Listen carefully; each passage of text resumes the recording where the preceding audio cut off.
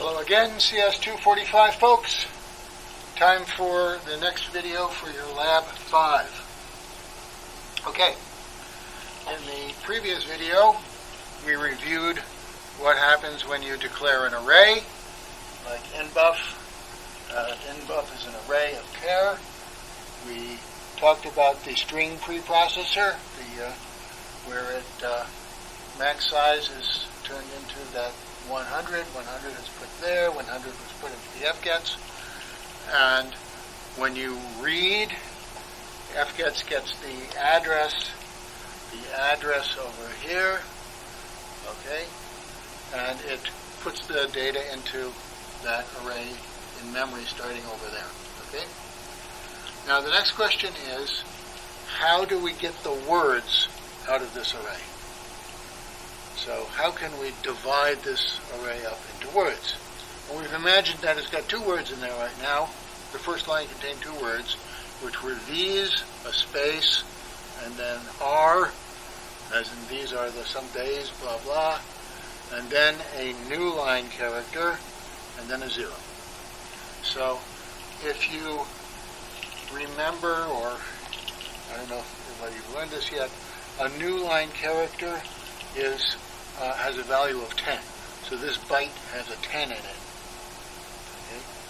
And a space is 32 decimal. Okay? So anyway, and these other characters are other numbers.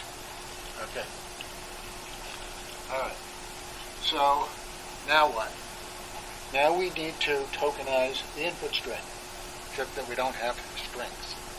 What we have is a memory starting address, and then we have bytes of memory starting from that address, ending with a 0. So fgets put a 0 at the end of there. Okay.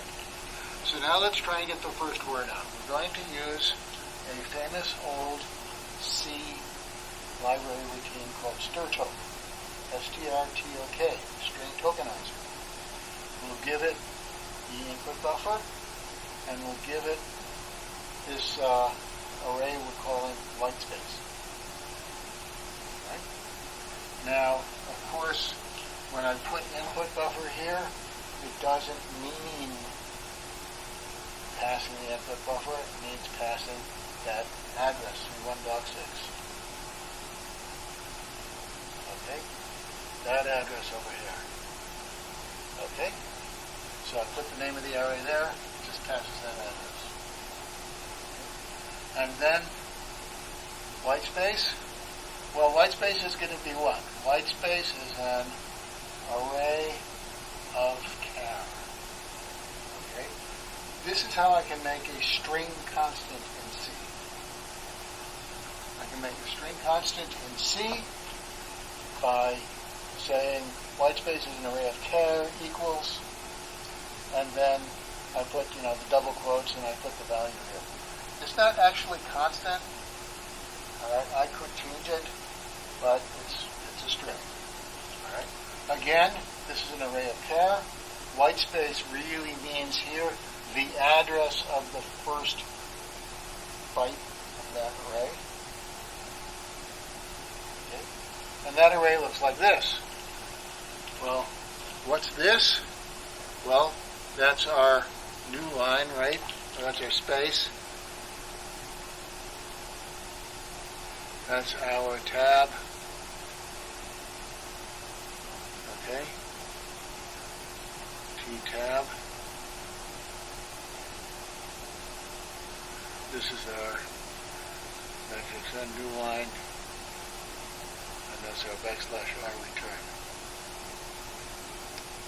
Okay?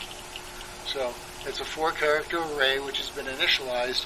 Essentially, it's been initialized with these 4 numbers. Okay? So even though this looks like a string with 4 control characters in it, 3 control characters in a space, I could have declared a char array and put 4 numbers in it, these 4 numbers, and it would work just as well. It would be exactly the same thing in memory. Okay. So I'm going to call strtok. I'm going to give it this address. I'm going to give it this address. Strtok thinks for a moment, and then it returns something. What does it return? It's going to return the address of the first token. Well, the first token over here is these. And you say, okay, that's not interesting. That's the same 31.6 that I gave it, saying that's where the buffer started, right? It's going to do something else a little bit insidious. What it's doing is it's looking for the end of the first token. It doesn't tell us where the end is, but it looks for the end. So it's going through these guys, okay? And there's a 0 over here, which I forgot to put in. My apologies. Okay? It's going through these guys. That's how it knows there's 4 of them. It's that it goes sort of at 0, okay?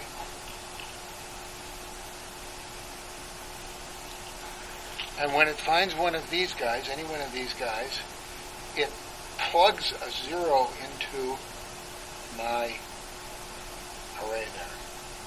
So it's going to be comparing, okay, this character, whatever number that is, to any of these. Nothing. This character, any of these, nothing. Here's the space. The space is a 32. It's going to see the 32 there. It's going to put a 0 in.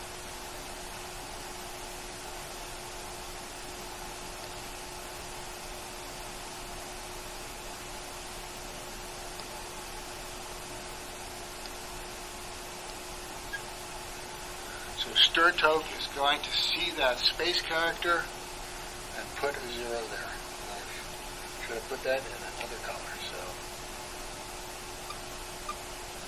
okay. Okay. And then it returns what? It returns the beginning address. Okay. So now it returns the beginning address, which was 31.6. W is a pointer to a char. W is a pointer to a char. It's going to get the 31.6. So W is going to put it over here. Okay. Now what have we got? Strtok is returned. It's returned the same address at the beginning. It's put a 0 at the first whitespace character. So now W effectively is the address of the beginning of a string, where that string is the first word.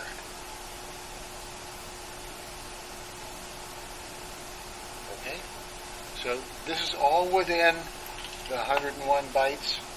You got 101 bytes here, right? All right. Inside that 101 bytes, we originally read in one string, if you will, which was the whole line. After we call strtok, if I start over here and I go until I get a 0, that's just one word. Okay? So it's kind of destroyed the string, if you want, the original string, if you want to call it that. But in C, the string is just an address, and you keep going until you get a 0, and then that's it. Okay. All right. So at this point, W now points to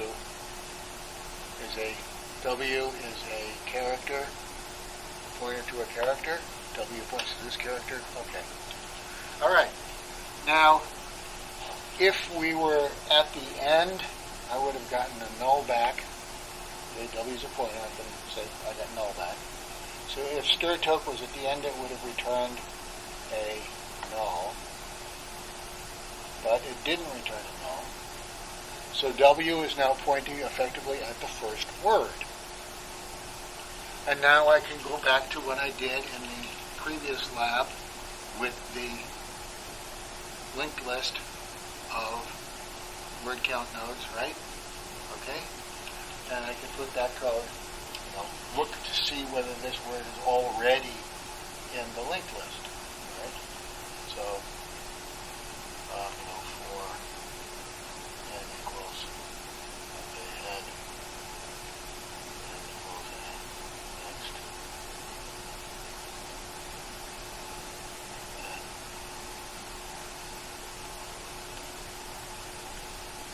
loop over there, looping through the whole list. Excuse me, I need to put a strtok here.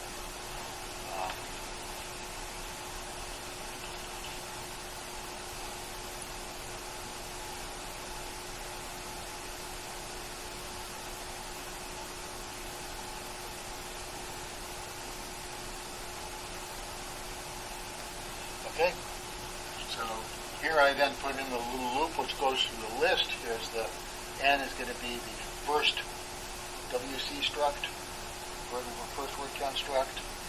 I'll see whether or not the word component in that struct compares to the word we just got out of the input.